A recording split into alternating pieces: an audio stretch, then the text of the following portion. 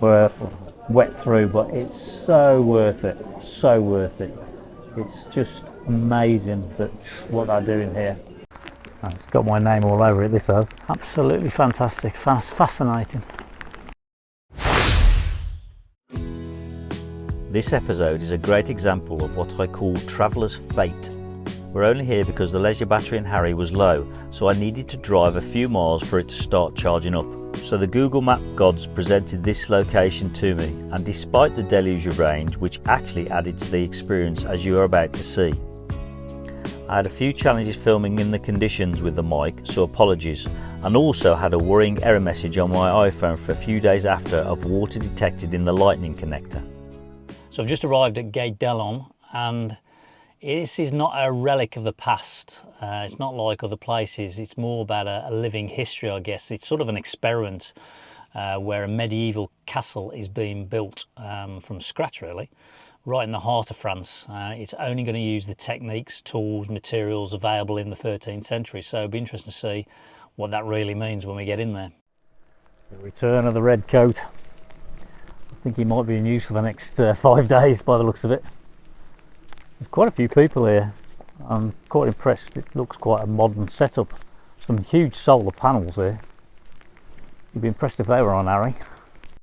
Wonder how much what's come off those each. There's all sort of information boards here. So effectively it's a construction site, building up I guess medieval structures like castles, etc. You can take a tour, but it's in French.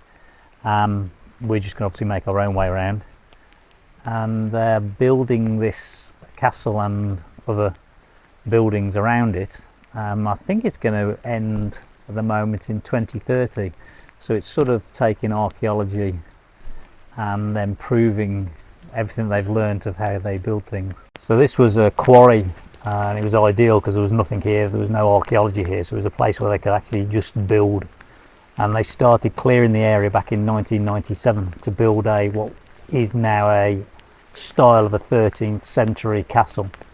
Inspired by archaeological discoveries, the visionary Michael Goyer launched the project in 1997. And this is as far as they've got so far from ground up.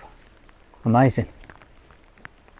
And don't forget they're using all traditional construction methods. So Guédelon is renowned for its innovative approach called experimental archaeology. Builders that are dressed in period clothing using hand-carved scaffolding, rope pulleys and age-old tools set out to learn by piecing together forgotten skills and really solving ancient engineering challenges. Let's face it, they had to build these in the rain, it wasn't always sunny.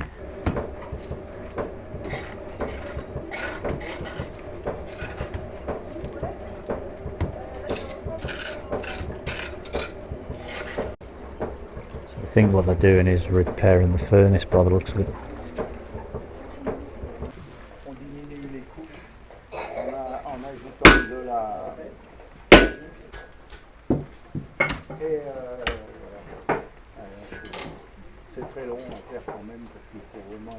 I think you have to remember that whatever they're making here, they're not making it just for tourists for us to look at. They're actually making it for the builder.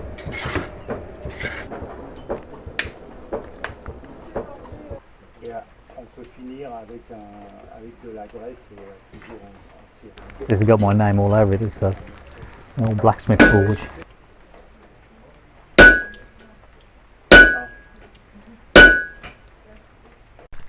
There's lots of little tours going around at the moment. Obviously most don't speak French, but they're quite happy to talk to anybody who wants to ask them any questions.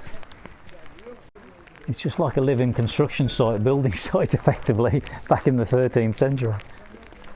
This is all the sand that they're making and cement, mixing bays, making the mortar to bind the stones. So the mortar is made of non-hydraulic lime, sand and water. And they use hose to mix it all up in the barrels. No modern day cranes. Look rope pulley, wood. Looks like there's some wheels there to help turn, I guess, for the heavy brickwork to get it to the top. Barrels will go up. And the rope, I guess.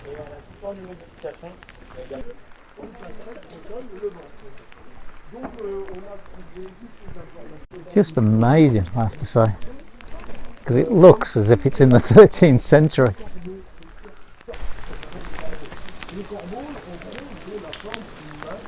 Making the baskets here.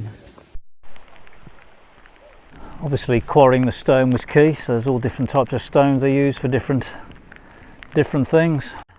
Winching wheel that we saw on the crane, so these would have been made for the construction, especially getting up as they get higher and higher. Absolutely fantastic, fascinating. Over by the stonemasons now. Huge skill. Crating and dressing the stone.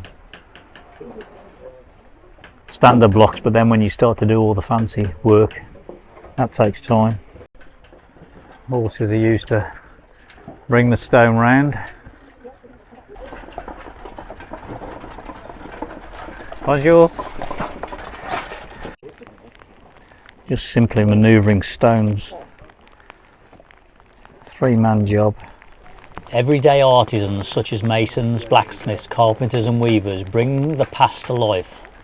Each stone is cut by hand, each roof tile fired using medieval methods, and every visitor steps right into the 13th century France. As a visitor, you're actually walking around and almost looking through a window in on the 13th century.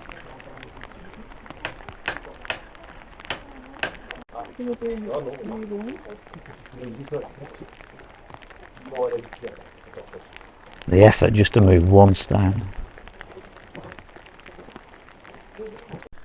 We were just saying, if you're in the UK, health and safety, you just wouldn't be allowed to go around things like this and get this close.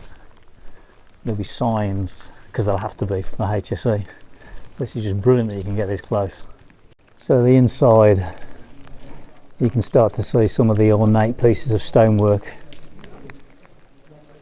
The castle itself isn't a replica, but is imagined as if a minor noble living in 1228 under King Louis had commissioned a new home.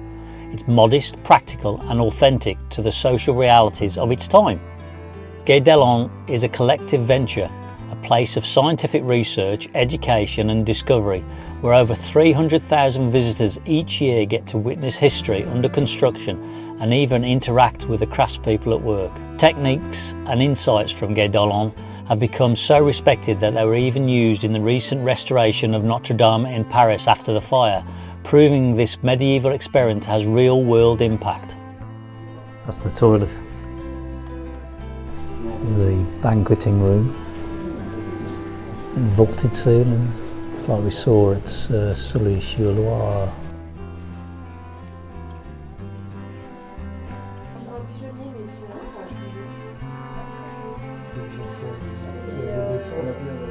It's amazing to think that everything that you see here has been made in the last 20, 30 years, since 1997 I think it was. Just taking a break from the rain. We just sort of come to the end of the visit really. I mean, I think you can go around all the woods and that, but we're absolutely drenched. And stupidly, I've got all the boots with me and we haven't put our boots on, so I can't stress enough that if you're in this area, you must come. It's just a must to see what they've done and watch them doing it. It's always the way, isn't it? Just heading back to Harry, and it's just stopping there. The rain has. Absolutely drenched through, so I'm going to have to change all our clothes. My waterproof coat, even though I re-proofed it before I came away, it's gone through, so we'll get changed before we move on. It's actually quite a few cars here, although it's such a big site you don't notice the people there. The food looked really good as well, so if you wanted a meal there, I have to say some of the hot food that was coming out looked really good as we left. And in the obviously when it's dry in the summer, you can actually order and have a picnic in the park. You can choose your food and go out into the forest area. They've got obviously picnic areas and walks through the park itself. Hope you've enjoyed this episode. If you have, give me a like and give me a thumbs up. Don't forget to hit that subscribe button if you're not already subscribed. It's free. It just means that I'm in your favourites basically. I'm also on social media, and if you want to support me any further, I also have a buy me a coffee link in the description, and I'll see you in the next episode.